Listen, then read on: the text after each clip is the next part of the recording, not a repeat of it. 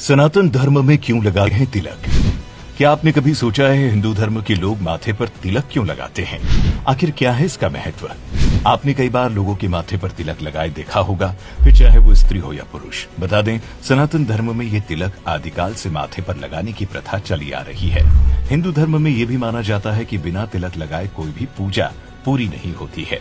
धार्मिक मान्यताओं के मुताबिक माथे के एकदम बीच में भगवान विष्णु का निवास होता है। उसी जगह पर ही तिलक भी लगाया जाता है। मान्यता है कि इससे भगवान विष्णु प्रसन्न होते हैं। वहीं महिलाएं इसे माता रानी का आशीर्वाद मानकर अपने माथे पर लगाती हैं। बता दें, इस जगह को त्रिवेणी का संगम भी कहा जाता है, क्योंकि यहाँ पर शरीर की 3 नाड़ियां एक साथ मिलती है। यही जगह मन के गुरु का भी होता है, इसीलिए इसे काफी महत्वपूर्ण माना जाता है। इस स्थान पर तिलक लगाने से मन की एकाग्रता बढ़ती है और व्यक्ति का तेज बढ़ता है।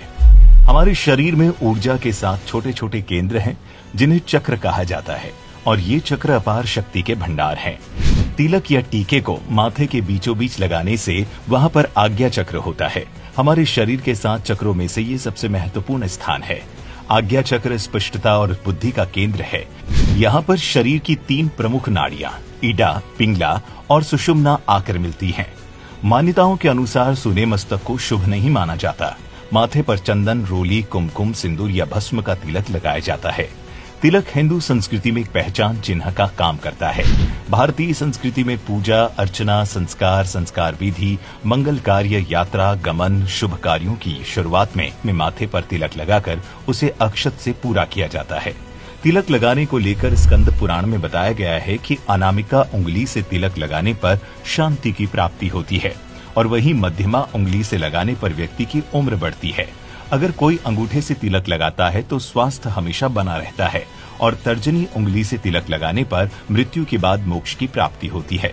वहीं विष्णु संहिता में भी तिलक लगाने के विधान के बारे में भी विस्तार से बताया गया है। ब्रह्म वैवर्त पुराण में बताया गया है कि अगर आप कोई भी पूजा पाठ बिना तिलक के करते हैं तो उस धार्मिक कार्य का फल आपको कभी भी नहीं मिलता है। कहा जाता है कि चंदन का तिलक लगाने से पापों का नाश होता है, व्यक्ति संकटों से बचता है और उस पर माता लक्ष्मी की कृपा हमेशा बनी रहती है। चंदन का तिलक ताजगी लाता है। ऐसी भी मान्यता है कि चंदन का तिलक लगाने से सौभाग्य में बढ़ोतरी होती है। वहीं मानसिक शांति और ऊर्जा की प्राप्ति के लिए भी चंदन का तिलक लगाया जाता है। ऐसी भी मान्यता है कि तिलक लगाने से व्यक्ति के स्वभाव में भी सुधार आता है। वहीं केसर का तिलक लगाने से सात्विक गुणों और सदाचार की भावना बढ़ती है। इससे बृहस्पति ग्रह का बल भी बढ़ जाता है और भाग्य वृद्धि भी होती है। क्या आपने कभी ये सोचा है कि तिलक लगाने के बाद माथे पर चावल क्यों लगाए जाते हैं? गौरतलब है कि पूजा के दौरान माथे पर कुमकुम का तिलक लगाते समय चावल के दाने भी जरूर लगाए जाते हैं।